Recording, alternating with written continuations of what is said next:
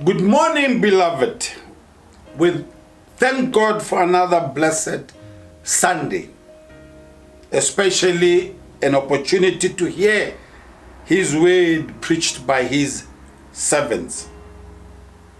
We live in terrible times. And I want to read for you from the book of Isaiah, chapter 50, verse 10 and 11. It reads this way: Who among you fears the Lord and obeys the word of his servant? Let the one who walks in dark, who has no light, trust in the name of the Lord and rely on their God. But now you who light fires and provide yourself with flaming torches, go walk in the light of your fire and of the torches you have set ablaze. This is what you shall receive. From my hand you will lie down in torment. This is an encouraging word for those who hold on to God, and also a warning for those who make their own, who kindle their own fires. Human life has its terrible sides. So is with nature as well. There are good sides and the bad sides. You see the broad, bewildering entrance in beauty of the sea, and you forget how many boats have been lost in the wild tempest, in the raging sea.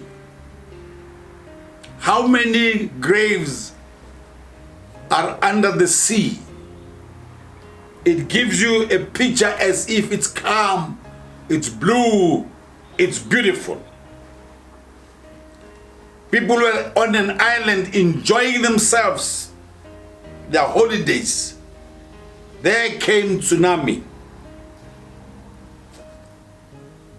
We have the hurricanes, the floods, which has destroyed property and the lives of loved ones. The good and the bad, people die, the righteous and the unrighteous.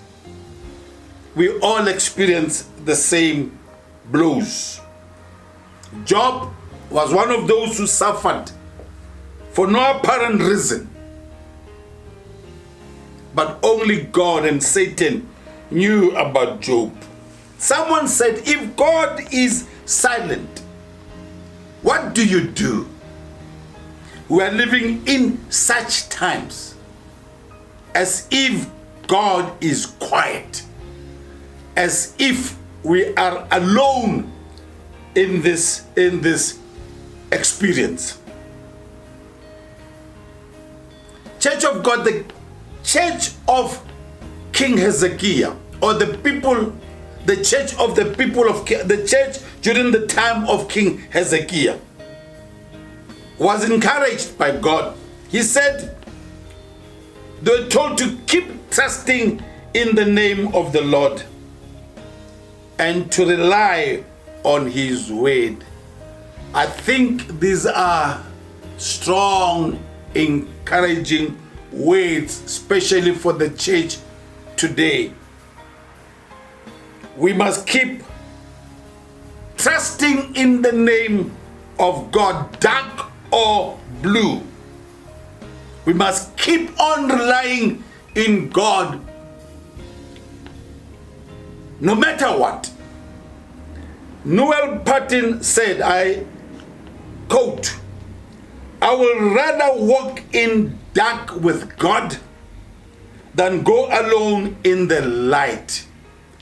In other words, close quote, in other words, is saying, no matter what, dark or blue, stay with God. Believe in God. God will be there for you. Church, we are going through the valley of the shadow of death with this enemy COVID-19. We are experiencing seasons of distress, a season of distress. We've grieved before, but this time, Corona is the worst. It weakens our confidence. We lose confidence in men. We lose confidence in politicians. We lose confidence even in God, because we hear nothing. We want to hear from God, but we hear nothing. We want to see God, but we see nothing. But the encouragement is, yours is to trust in the name of God. Yours is to rely in God. We go through a season of weak faith. We used to worship together. We used to pray together.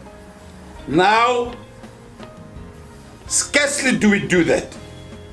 It's like the Israelites in Babylon. They were asked to sing God's songs. They said, how can we sing God's songs in a strange land? How can we sing when we are so distressed? And we are going through the same thing. But still, it doesn't matter whether we are going through this season of weak faith. We are still on a season of pilgrimage. Doesn't matter how bad is the situation. We still have to walk through. Though I walk through the valley of the shadow of death, I will fear no evil. For thou art with me, thy rod and thy staff, they comfort me. We have to go through the shadow of the valley of death. We will. But verse 11, it's a threat to those who kindle their own fire. Those who think they can do better without God. Those who think they can try, there are means they can do to survive. In the instant, fires were made with grass, which while burning, it emits many dancing sparks. And after this vain promise of enlivened surrounding, just for a moment, then suddenly it sinks into darkness. We've seen people surrounding fire made of wood, and as if it will take them too long, but suddenly the fire is out.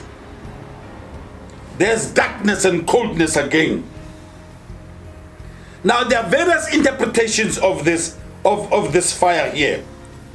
One is a disappointing self-trust. People today trust in themselves, and people forget that they are weak.